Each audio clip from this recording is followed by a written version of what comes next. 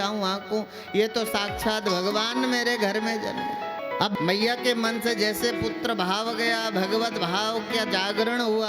अब लाला ने सोची अब क्या करूंगा, मर गए है गई बात बिगड़ गई। लाला सोचने लगे अब बात बिगड़ गई, अब कौन मुँह को रोज नहलाएगो गरम गरम पानी से, कौन मुँह को मेरे लिए मक्खन लाएगो, कौन नहाए के मेरे तेल लगाएगो, कपड़ा पहनाएगो। अब सारी बात बिगड़ गई। अब लाला ने सोची क्या करें, मैया ने तो भगवान मान लियो, अब तो सारा का सारा माता का जो प्यार है चला गया जी।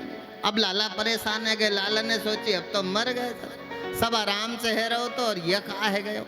अब लाला ने धीरे से मस्त सरस्वती से कही मैया के मन से ये हटाओ, ये भगवत बुद्धि हटे नहीं तो जीना ही मुश्किल हो जाएगा, मजा ना आएगा जीने।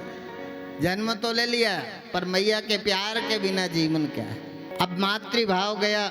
अब मातृभाव जाते पुत्र के अधिकार से मैया ने लाला को पकड़ा, ले गई अंदर। लाला से कही लाला ले, अब मक्खन ले आई, रोटी ले आई। लाला ने कहा भाई मैया अब तो मैं मक्खन न खाऊंगा न रोटी खाऊंगा। बोले कहा है कि वो, बोले मैया तुम मेरे सखन के ताई विश्वास करके मुँह पे तुमको नेक भी विश्वास ना है, मैं तो न मक्खन खाऊंगा न तेरा कोई काम करूंगा। मैया ने कहा लाला न तुम मक्खन खाएगो न कोई काम करेगो, पता है तू बड़ा भी ना हो गया, तेरी मूछ ना निकलेगी। तो मक्खन खाएगो तो तेरी मूछ निकल आएगी, तेरी चोटी निकल आएगी, तो जल्दी बड़ा है जाएगो, और बड़ा हो जाएगो ना तो तेरे लिए मैं बहू ले आऊँगी, तेरा ब्याह करा दूंगी। अब जैसे मैया ने कहा तू बड़ा है जाएगा तेरा ब्याह करा दूंगा, लाला ने कहा तू तो ठीक है तो मेरा ब्याह कराएगी। मैया देख ले, यदि तू बड़ा है गयो मैं और मेरा ब्याह न कराएगी तो मैं तेरा कोई भी काम ना करूंगा, न तेरी गैया चराऊंगा न बछड़े चराऊंगा न तेरी बात मानूंगा, और नहीं तो फिर मैया ने कहा तू पहले मक्खन तो खा, मूछ तो निकले, चोटी तो निकले, मूछ निकलेगी चोटी निकलेगी, मैं तेरा ब्याह करा दूँ। राधिका गोरी से बिरज की छोरी से मैया करा दे मेरो ब्याह। राधिका गोरी से बिरज की छोरी से मैया करा दे मेरो ब्याह। उम्र तेरी छोटी है नजर तेरी खोटी है, कैसे करा दूं तेरा ब्याह। उम्र तेरी छोटी है नजर तेरी खोटी है, कैसे करा दूं तेरा ब्याह। अरे ये जिसको भगवान नंदन के ब्याह में नाचवे के ताई तैयार ना है सके, वो बैठे बैठे ताली सेवा के साथ भगवान के उत्सव में समर्पित हो। ये तो भगवान की कथा है। जिन्हें डीजे में नाचना आता वो तो डीजे में ही नाचेंगे, यहाँ डीजे तो है नहीं, ठीक है ना। तो आप बैठे बैठे ताली सेवा के साथ भगवान के उत्सव में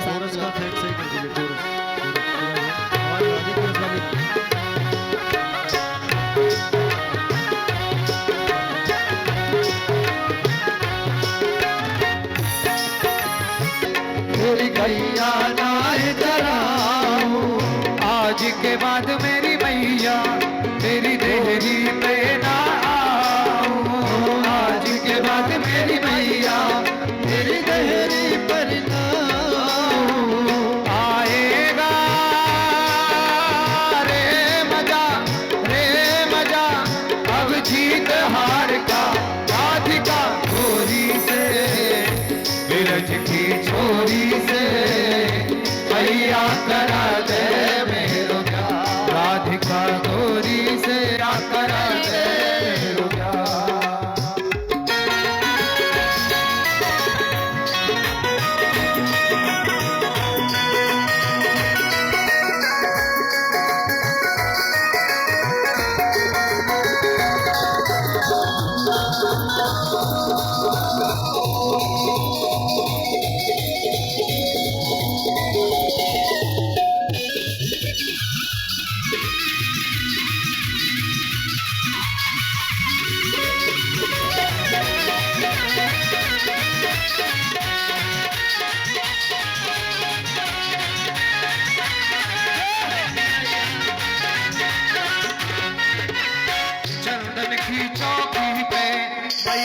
तुझको बैठाऊं चंदन की चौकी पे, मैया तुझको बैठाऊं अपनी राधा से मैं माँ चरण तेरे दबाऊं अब लीला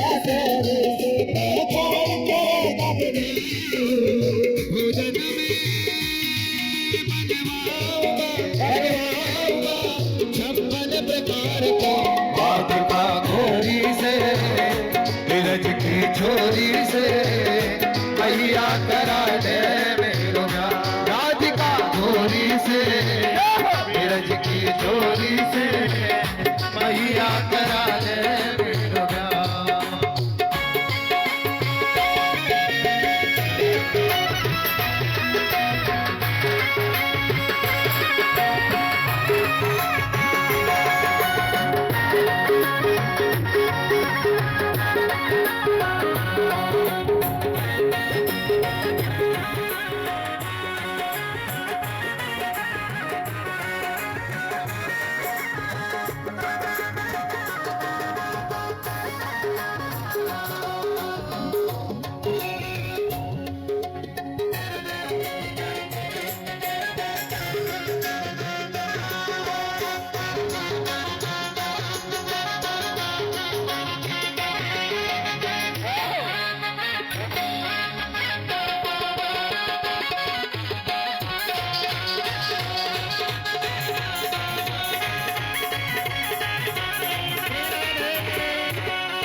छोटी सी दुल्हनिया जब अंगना में डोलेगी और छोटी सी दुल्हनिया जब अंगना में डोलेगी तेरे सामने मैया वो घूंघट ना खोलेगी तेरे सामने मैया वो घूंघट ना खोलेगी दाऊ से जाट हो बैठेंगे द्वार पे राधिका घोरी से बीज की छोरी से मैया करा दे मेरो ब्याह राधिका घोरी से बीज की छोरी से मैया करा दे मेरो ब्याह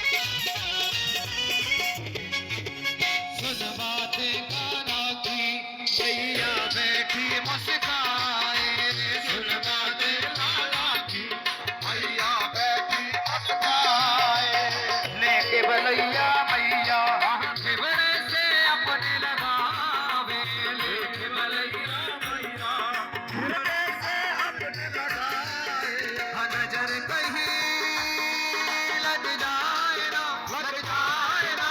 मेरे माल को राज की छोरी से मैया करा दे मेरो राधिका घोरी से बीज की छोरी से मैया करा दे मेरो उम्र तेरी छोटी है नजर तेरी खोटी है ऐसे करा दूं तेरो मैया करा दे मेरो कैसे करा दूं तेरो वृंदावन बिहारी लाल की जय जय श्री राम है। इसी क्रम को आगे बढ़ाते हुए श्री सुखदेव जी महाराज ने ये तो सारी की सारी लीलाएं सब भगवान की बाल लीलाओं का जो दर्शन कर रहे थे, ये गोकुल के आंगन में। गोकुल के आंगन की अंतिम लीला है भगवान को ऊखल बनवाना। श्री सुखदेव जी महाराज कहते हैं, एकदा ग्रहदासीसु यशोदा नंद गेहनी कर्मांतर नियुक्तासु निर्ममंत स्वयं हरि।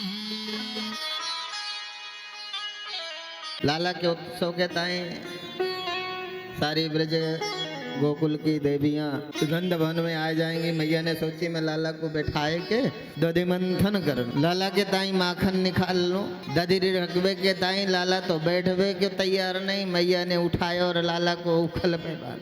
बोले यशोदया यशोदया परम नास्ति देवता चेति में पति। यशोदया परम नास्ति देवता चेति में मति। यस्याउलूखले बद्धो मुक्ति दो मुक्ति मिच्छति। मैया ने लाला को उठाए के उखल पे बांध दियो और मैया दधि रखने लगी। लाला ने देखा मैया दधि रखने में व्यस्त है। लाला ने धीरे धीरे उखल लीला प्रारंभ। उखल को खींचते खींचते आंगन के बाहर वहां पहुंच गए जहाँ दो यमलार्जुन के वृक्ष थे। बीच में उखल बसा। लाला ने जोर लगाया। जोर लगाते अर्जुन के वृक्ष धड़ाम से जमीन के ताई गिर पड़े और वृक्ष की जड़ से दो सुंदर सुकुमार युवराज के वेश में कुबर और मणिग्रीव प्रकट हुए, जो धनाध्यक्ष कुबेर के लाडले बेटे थे, जो कालांतर में देवर्षि नारद के श्राप से वृक्ष योनि को चले गए।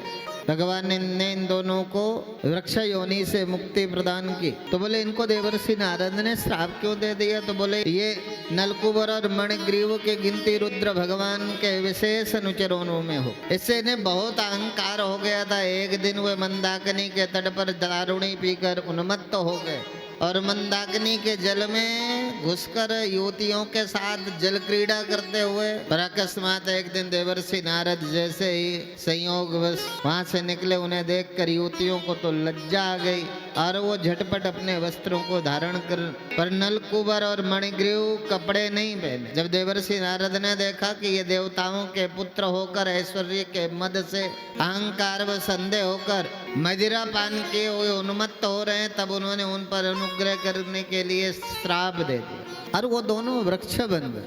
आज भगवान नंदनंदन की कृपा से, भगवान के स्पर्श से वो दोनों अपने खोए हुए स्वरूप को प्राप्त होते हैं। अर्थात अहंकार, आप शुभ कर्म से भले देवता भी बन गए हो ना, तो भी अहंकार नहीं करना। अहंकार बुरा है। स्वाभिमान और अहंकार में अंतर है। स्वाभिमान अलग है, अहंकार। स्वाभिमानी जरूर हो। स्वाभिमानी है सुदामा, बिन मांगे जो द्वारिका मिल गई अपनी पत्नी से कहते रहने ही नहीं है। स्वाभिमानी होना एक अलग विषय, अहंकारी। अहंकार और स्वाभिमान में अंतर जरूर करो और उसको कालांतर में आगे के दिनों में बताएंगे। स्वाभिमान किसे कहते हैं, अहंकार किसे कहते हैं, ये बड़े बड़े जीने विषय। जैसे सत्कर्म, शुभ कर्म, मन और बुद्धि का भेद, ये मन का निर्णय है या बुद्धि का? हम मन के निर्णय को बुद्धि का समझकर उसे अनुकरण करने लगते हैं। वो बुद्धि का नहीं होता, होता मन का।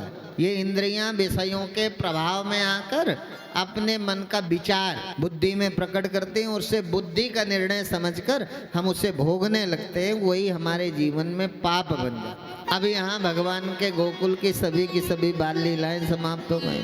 बोले वृंदावन बिहारी लाल की जय। अब बाबा के साथ ब्रजगमन करेंगे सारे गोकुलवासी। जय राधा माधव कुंज बिहारी, जय राधा माधव कुंज बिहारी,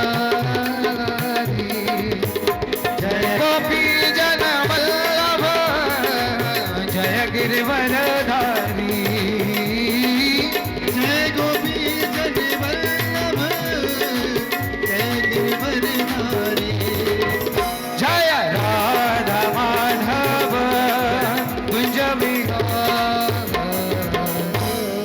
बोले वृंदावन बिहारी लाल की जय जय जय श्री राधे। अभी तक हमने जो उत्सव देखे वो सब नंद भवन में भगवान की बाल लीलाओं के साथ। यमलार्जुन के दोनों वृक्ष केले। मैंने कही बाबा मैं गोकुल में जा दिन से मेरे घर में लाला का जन्म, एक दिन भी चैन से ना रह सके गोकुल में। अब बाबा मैं गोकुल में ना रहूं। मैया ने जिद कर ली मैं अपने लाला को लेके एक दिन भी और गोकुल में ना रह सकूं। बाबा के साथ सारे गोकुलवासी मिल करके व्रज की ओर चले। व्रज में गए भगवान। कभी एक दिन भी नहीं बीता तो वहाँ वत्सासुर नाम का एक दैत्य आ गया। भगवान ने बछड़ों को चराते हुए बछड़ों के मध्य में मायावी असुर जो बछड़े के रूप में छिपा हुआ था भगवान ने देखा और उसका उद्धार किया। भगवान ने बकासुर के रूप में ये कथाएं हैं, देखा है आपने। अभी प्राय तो कथा का मैंने कहा था ना, लक्ष्य क्या है कथा का, क्योंकि धीरे धीरे समय की सुई अपने निश्चित समय अवधि की ओर बढ़ रही है और कथा का सारभूत सत्य क्या है हम वो जानना चाहते हैं। श्री सुखदेव जी महाराज ने राजा परीक्षित को ये तो बताया। अभी भगवान ब्रज धाम वृंदावन पहुंचे, वहां वत्सासुर से मिल गए। वत्सासुर का भी वध करके निपटे ही थे कि बकासुर से मुलाकात। बकासुर से मिले, बकासुर का वध किया। अभी कंस का वो दुष्ट स्वभाव, कंस के द्वारा भगवान को अपने काल को मारने की जो मंत्रणा है, एक के बाद एक सैनिक बलवान असुर नंदनंदन को मारने के लिए आ रहे हैं। अघासुर गोचारण करने वक्त अघासुर से भेंट हो। भगवान ने अघासुर का वध किया। अघासुर बकासुर ये दोनों ही पूतना का छोटा भाई था। अघासुर विशाल अजगर के रूप को लेकर आया था, मुंह फाड़ के बैठा था। नंदनंदन ने देखा ये कोई अजगर नहीं है, ये अजगर के रूप में मायावी असुर है, कंस के द्वारा भेजा हुआ सैनिक है, ये मुझे मारने के लिए इसने रूप बदल के बैठा। भगवान ने खेल खेल में अघासुर का नाश कर दिया। वैसे भी अगमाने पाप होता है, पाप भगवान के नाम के साथ रहते ही नहीं। आग का उद्धार करते हुए भगवान ने देखा और इसी क्रम को आगे बढ़ाते हुए धेनुकासुर का वध गोचारण काल में ही अभी भगवान 6 वर्ष के हो गए थे। उन्हें गौएं चराने की अनुमति मिल गई। श्री कृष्ण भगवान अपने भाई बलराम साथ में गोप बालों के साथ गाय चराने गए। वृंदावन के सुरम्य वनों में गायों को चराने के लिए छोड़ देते और बलराम तथा ग्वाल वालों के साथ क्रीड़ा करने। एक दिन वन में श्री कृष्ण सखा श्री सुदामा एवं अन्य गोप वालों के साथ खेल रहे थे। खेल खेल में देखा कि सामने एक तालवन में एक राक्षस धेनुकासुर अर्थात गधे के रूप में यहाँ रहता है। इस वन में ताड़ के अनेक वृक्ष हैं। भगवान ने देखते ही देखते, क्योंकि भगवान श्री कृष्ण प्रहलाद को वचन दिया था कि वे उसके वंशजों को नहीं मारे, अतः बलराम जी ने धेनुकासुर का वध किया। धेनुकासुर के मरने के बाद ताड़ वृक्षों के फल सभी खाने लगे। पशु स्वच्छंदता से उस वन में विहार करने लगे। तालवन धेनुकासुर नहीं था, ये सार्वजनिक वन था, परंतु उसने उस पर अपना कब्जा जमा लिया था। आज भी कई दुष्ट प्रवृत्ति के लोग सार्वजनिक संपत्ति अपना अधिकार जमा कर जनता को उनके उपयोग से वंचित करते हैं। ऐसे असुरों को भगवान मृत्यु दंड देते हैं और स्वजन व्यक्तियों के उनका वाजिब हक दिलाते हैं। गीता में भी भगवान ने कहा परित्राणाय साधूनां विनाशाय च दुष्कृतां। भगवान के अवतरण का प्रयोजन क्या है? परित्राणाय साधूनां,